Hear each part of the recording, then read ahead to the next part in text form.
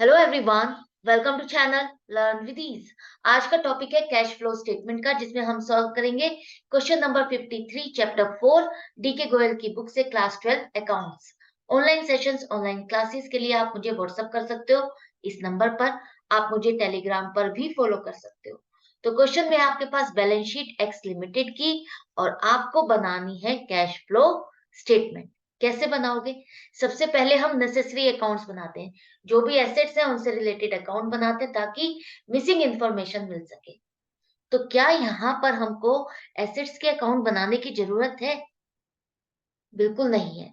क्यों? क्योंकि जब भी कोई एसेट सेल या परचेज होती है तभी हमें अकाउंट्स बनाने की जरूरत पड़ती है, लेकिन यहाँ इस क्वेश्चन में कोई भी एसेट सेल नहीं हुई है तो हमें एक्यूमुलेटेड डेप्रिसिएशन अकाउंट बनाने की जरूरत नहीं है।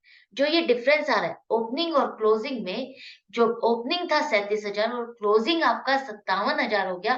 20,000 से जो एक्यूमुलेटेड डेप्रिसिएशन बढ़ रहा है वो किस वजह से बढ़ा है? वो इस साल के डेप्रिसिएशन की वजह से बढ़ा है। तो 20,000 जो हमें डेप्रिसिएशन की फिगर चाहिए वो आपको क्लियरली यहाँ से मिल रही है। अकाउंट बनाने की जरूरत ही नहीं है। दूसरा, आपने एसेट को सेल नहीं किया, लेकिन यहाँ पर देखो एसेट की वैल्यू इंक्रीज हो रही है, मशीनरी की अमाउंट इंक्रीज हो रही है 10,000 से। तो वही 10,000 आपकी परचेज ऑफ मशीनरी है। सेल कुछ हुई नहीं, डेप्रिसिएशन भी आप इसमें लगाते नहीं हो, लॉस गेन भी कुछ भी नहीं है। तो यहाँ पर सीधा सीधा आपका 10,000 का परचेज आ रहा है। तो ये भी आपको अकाउंट बनाने की जरूरत नहीं है, सीधी इंफॉर्मेशन आ रही है। लेकिन आपको प्रोविजन फॉर टैक्स अकाउंट जरूर से बनाना है। क्यों? क्योंकि देखो प्रोविजन फॉर टैक्स आपके पास जो बैलेंस शीट में दिया हुआ है, दोनों फिगर वहां और ये जो फिगर है, तीनों फिगर में डिफरेंस है। देखो यहाँ पर ये प्रोविजन फॉर टैक्स आपका दोनों साल का जो प्रोविजन किया वो, और जो आपने इस साल प्रोविजन किया, वो तीनों अमाउंट डिफरेंट कर रही है। अगर हम यहां से देखें 2022 में क्लोजिंग बैलेंस आपका प्रोविजन फॉर टैक्स आ रहा है 24,000। तो इसके अकॉर्डिंग तो हमें ये मानना चाहिए कि इस साल आपने प्रोविजन इतने टैक्स का किया है, लेकिन यहाँ इंफॉर्मेशन दी जा रही है कि इस साल आपने प्रोविजन कितना किया है? 30,000 का। इसका मतलब कुछ ना कुछ मिसिंग है, चेंज है। तो आपको चेक करना है। तो सबसे पहले ओपनिंग बैलेंस आपका क्रेडिट साइड पर लिखोगे, क्योंकि ये लाइबिलिटी होती है, short term liability. Credit side पर 15,000 ओपनिंग, क्लोजिंग आपका डेबिट साइड पर 24,000। अब यहाँ पर इस साल का प्रोविजन आपने किया, तो इस साल का नया प्रोविजन क्रेडिट साइड पर ही आएगा। नया प्रोविजन कर रहे हो तो यहाँ पर आएगा 30,000 क्रेडिट साइड पर। प्रोविजन में एडिशन हो रहा है। तो अब ये प्रोविजन आपने क्रेडिट साइड पर लिखा 30,000, जो इस साल आपने प्रोविजन किया, यहाँ जो इंफॉर्मेशन है इसके हिसाब से। तो क्रेडिट साइड का टोटल आपका 45,000 है, डेबिट साइड का टोटल 24,000 है। तो डिफरेंस जो आएगा वो क्या होगा? वो आएगा जो आपने टैक्स पे किया इस साल। तो 15,000 का जो आपने पिछले साल प्रोविजन किया था टैक्स का, उसके अगेंस्ट आप टैक्स कितना पे कर रहे हो वो यहाँ पर आएगा। तो ये जो डिफरेंस है 21,000 का, वो आपने टैक्स पे किया इस साल। आपने टैक्स पे किया 21,000 का। बैलेंस तो आपका 15,000 आ रहा है, ओपनिंग बैलेंस यही आपको पे करना था, लेकिन आप पे क्या कर रहे हो? 21,000 की पेमेंट कर रहे हो अपने टैक्स की पिछले साल की। तो ये जो आपको नई इंफॉर्मेशन मिली है, चेंज मिली है, यही आपको ढूंढनी थी। आई होप समझ में आ गया। अब देखते हैं हमारे क्वेश्चन में प्रॉफिट कितना है। रिजर्व एंड सरप्लस में 50,000 से 52,000 आपका प्रॉफिट चेंज हुआ है। रिजर्व एंड सरप्लस कोई नोट्स टू अकाउंट में कोई डिटेल नहीं है, तो हम यही मान के चलेंगे ये सिर्फ और सिर्फ आपका प्रॉफिट एंड लॉस अकाउंट का ही बैलेंस है, जो कि 50,000 से 52,000 हो गया। 2,000 से प्रॉफिट बढ़ गया तो 2,000 आपका क्या है? प्रॉफिट है। अब आपने इस साल डिविडेंड भी दिया, प्रॉफिट है तो आपने डिविडेंड दिया। कंटिजेंट लाइबिलिटी लिखा है यहाँ पर, देखो कंटिजेंट लाइबिलिटी का मतलब क्या होता है कि जो पिछले साल आपने प्रपोज्ड डिविडेंड किया, वो इस कंडीशन पर डिपेंड करता था कि आपको अगले साल प्रॉफिट होगा तो आप ये वाला डिविडेंड अपने शेयर होल्डर्स को दोगे। तो ये जो 25,000 का डिविडेंड आपने दिया, क्यों?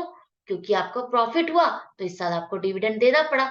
तो डिविडेंड आपने दिया 25,000, वो वापस ऐड करोगे।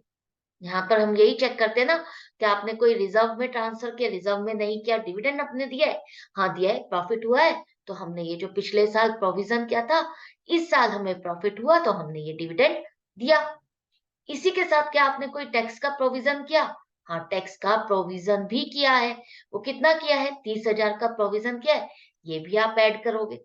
ये प्रोविजन फॉर टैक्स, ये भी आपने ऐड कर दिया। तो अब टोटल आपका कितना आ गया? Net profit before tax and extraordinary item 57,000। ये प्रॉफिट लेकर के हम कैश फ्लो स्टेटमेंट स्टार्ट करते हैं। तो अब आपको यहाँ पर non cash and non operating item की एडजस्टमेंट करनी है। तो सबसे पहले आप किसको सर्च करते हो? नॉन कैश के लिए डेप्रिसिएशन। अगर एसेट है तो डेप्रिसिएशन होगा। डेप्रिसिएशन कैसे निकाला हमने? जो एक्यूमुलेटेड डेप्रिसिएशन अकाउंट है, वहां पर देखो ओपनिंग 37,000 है, क्लोजिंग 57,000 है। सिर्फ 20,000 का जो डिफरेंस आ रहा है, 20,000 से जो ये अकाउंट का बैलेंस बढ़ गया, वो किस लिए बढ़ा? क्योंकि ये इस साल का डेप्रिसिएशन आपने इसमें डाला। तो सीधा-सीधा आपका डेप्रिसिएशन 20,000 हो गया। हर क्वेश्चन में आप डायरेक्टली नहीं लोगे। अगर आपकी कोई एसेट सेल हुई है, तो उस केस में आपको एक्यूमुलेटेड डेप्रिसिएशन अकाउंट ज़रूर से बनाना है और फिर चेक करना है। यहाँ पर हमारी कोई सेल नहीं हुई थी एसेट, तो हमने डायरेक्टली एक्यूमुलेटेड डेप्रिसिएशन अकाउंट का डिफरेंस डेप्रिसिएशन ले लिया। इसके बाद कोई लॉस या गेन नहीं है क्योंकि हमने कोई सेल ही नहीं किया है। और क्या आपने कोई इंटरेस्ट की पेमेंट की है? कोई डिबेंचर्स पर इंटरेस्ट पे किया है या किसी और बोरोइंग्स पर? हाँ, इंटरेस्ट की पेमेंट की है। डिबेंचर्स आपने जो लिए हुए हैं 8%, उस पर आपको इंटरेस्ट देना पड़ा। तो इंटरेस्ट आपका 25,000 जो स्टार्टिंग में था, उस पर आपने 8% इंटरेस्ट दिया, तो पूरे साल का बनेगा 2,000। और जो नए 5,000 पर 5,000 से आपके डिबेंचर्स बढ़े भी है। तो नए जो इश्यू किए 5,000 के, वो कब किए आपने? यहाँ पर कहा है कि 1 अक्टूबर को हमने नए डिबेंचर्स इश्यू किए।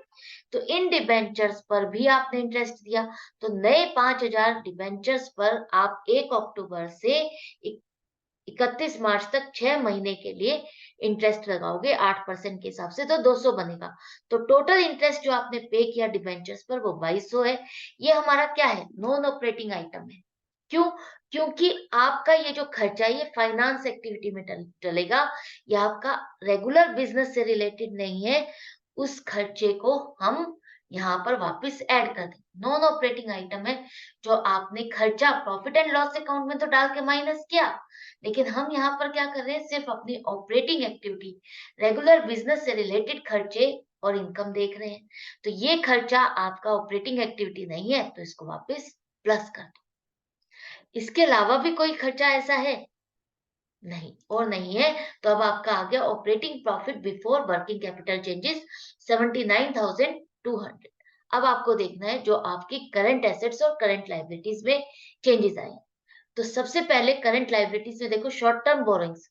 शॉर्ट टर्म बोरोइंग्स में आप नोट्स टू अकाउंट में देखो, ये आपका कैश क्रेडिट है, जो कि आपका फाइनेंस एक्टिविटीज में आएगा। कैश क्रेडिट एक तरह से बैंक ओवरड्राफ्ट की तरह से क्रेडिट लिमिट जो आपको बैंक से मिलती है। तो वहां पर आपका जो लोन चल रहा है, जो आपका क्रेडिट लिमिट चल रही है, क्रेडिट आपने एक्सेस निकाला हुआ है पैसा, वो आपका फाइनेंस एक्टिविटी में आएगा। यहाँ करंट लायबिलिटीज में नहीं शो करोगे। ट्रेड पेबल्स आपके 1,05,000 से 1,02,000 हो गए। क्रेडिटर्स आपके 3,000 से घट गए। ट्रेड पेबल्स के क्रेडिटर्स, क्रेडिटर्स अगर 3,000 से घट गए, इसका मतलब क्या है? आपने उनको पेमेंट कर दी। पेमेंट की तो कैश का आउटफ्लो होगा, माइनस करोगे 3,000। शॉर्ट टर्म प्रोविजंस आपका प्रोविजन फॉर टैक्स है, जिसको हम काउंट करेंगे, लेकिन एंड में करेंगे। कुछ तो हमने स्टार्टिंग में प्रॉफिट कैलकुलेट करते हुए हमने जो इस साल का प्रोविजन किया था वो ऐड बैक किया, लेकिन जो टैक्स पे करेंगे वो हम एंड में लेस करेंगे। अब आपका आता है करंट एसेट्स। करंट एसेट्स में इन्वेंट्री आपकी 90,000 से 1,10,000 हो गई। स्टॉक आपका 20,000 से बढ़ गया। तो स्टॉक बढ़ गया, इसका मतलब आपने खरीदा, परचेज करोगे तो कैश का आउटफ्लो होगा, माइनस करो 20,000। ट्रेड रिसीवेबल्स आपके 1,18,000 से 1,56,000 हो गए। तो डेटर्स आपके 38,000 रुपए से बढ़ गए। कैसे बढ़े? क्योंकि आपने उनको सामान उधार में बेचा, पेमेंट ली नहीं। सामान उधार में बेचा, पेमेंट ली नहीं, इस एक तरह से ये क्या है? आपने अपने डेटर्स को लोन दिया है कि आप पेमेंट बाद में दे देना, कोई बात नहीं। सामान आपने अपना दे दिया, स्टॉक चला गया, स्टॉक गया तो आउटफ्लो हुआ। एक तरह से स्टॉक जो आपने परचेज किया हुआ था, जिस पर आपने पैसा लगाया हुआ था, अगर वो स्टॉक आपने दे दिया तो वो आपका क्या है? एक तरह से कैश का आउटफ्लो ही हो रहा है।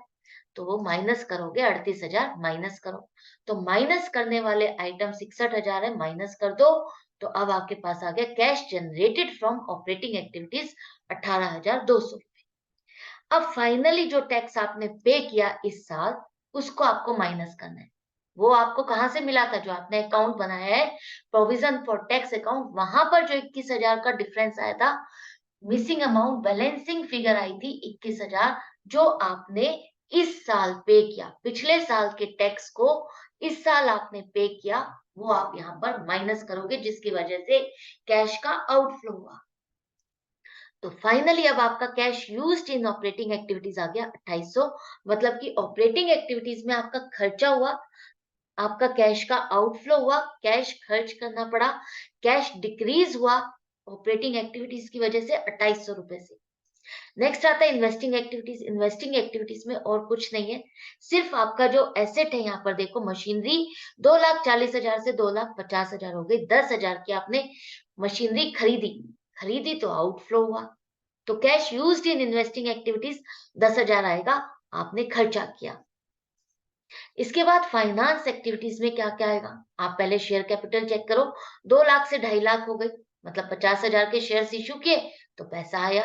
इसके बाद लॉन्ग टर्म बोरोइंग्स, आपके लॉन्ग टर्म बोरोइंग्स में क्या लिखा है यहाँ पे देखो, 8% डिबेंचर्स है, जो 25,000 से 30,000 हो गए। 5,000 के शेयर्स भी, वो डिबेंचर्स भी आपने इशू किए, तो इससे भी पैसे का इनफ्लो हुआ। ये तो था इनफ्लो। अब क्या आउटफ्लो भी हुआ है? हाँ, 18,000 से 7,000 रह गया आपका कैश का क्रेडिट। शॉर्ट टर्म बोरोइंग्स, ये मैंने कहा था ना फाइनेंस एक्टिविटी में हम कवर करेंगे। तो ये कैश क्रेडिट आपका 18,000 से 7,000 रह गया, मतलब कि आपने इसको भी पे किया है, पेमेंट की है, तो आउटफ्लो होगा 11,000, माइनस करोगे। 18,000 से 7,000 रह गया ना।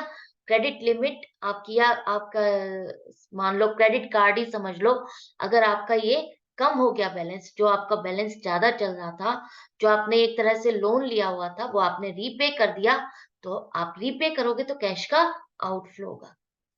क्या आपको इन सब पे कुछ खर्चा भी हुआ? कोई इंटरेस्ट पे किया? हाँ, डिबेंचर्स पे हमने इंटरेस्ट पे किया था 2,200 रुपए, जो हमने ऑपरेटिंग एक्टिविटीज में ऐड किया था। अब ये फाइनेंस एक्टिविटी से रिलेटेड खर्चा है, तो यहाँ हम इसको माइनस करेंगे। इसी तरह से जो आपने डिविडेंड पे किया 25,000 रुपए पिछले साल का, वो भी यहाँ पर माइनस होगा।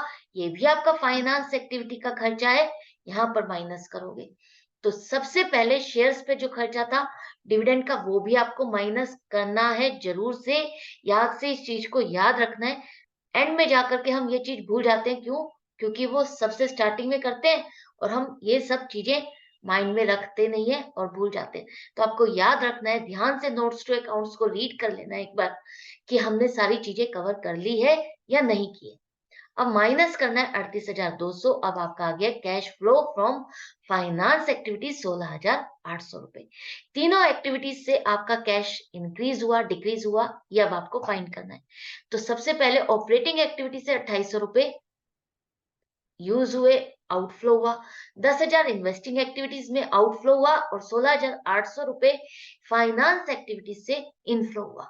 तो नेट इंक्रीज हुआ आपका कैश इस साल इन तीनों एक्टिविटीज से वजह से। तो increase in cash and cash equivalent 4,000 होगा। अब ये देखो, ये जो 4,000 आ रहा है, इसके साथ अगर आप अपने ओपनिंग बैलेंस को चेक करते हो, इन तीनों एक्टिविटीज का जो चेंज आया, तीनों एक्टिविटीज को करने से आपका कैश का बैलेंस इंक्रीज हुआ 4,000 से, और ओपनिंग बैलेंस आपकी बैलेंस शीट में 2,000 है। तो इन दोनों का अगर टोटल कर देते हैं, 2,000 ओपनिंग था, इस साल आपका 4,000 का कैश इनफ्लो हुआ, बढ़ा। तो at the end of the year आपका जो बैलेंस आना चाहिए वो 6,000 आना चाहिए, कैश एंड कैश इक्विवेलेंट का। क्या बैलेंस शीट में यही है? हाँ, बिल्कुल यही है। तो हमारा क्वेश्चन कंप्लीट और करेक्ट है। आई होप ये आपके लिए अच्छे से समझ में आ गया होगा, आपके लिए चैप्टर इजी हो गया होगा। ये लास्ट क्वेश्चन था। मेरे ख्याल से अब आपके लिए कोई डिफिकल्टी नहीं रही होगी इस चैप्टर के क्वेश्चंस को सॉल्व करना। कॉन्सेप्ट इजी हो गए होंगे, क्लियर हो गए होंगे, स्टेप टू स्टेप आपको समझ में आ गया होगा क्या कवर करना है, क्या नहीं कवर करना।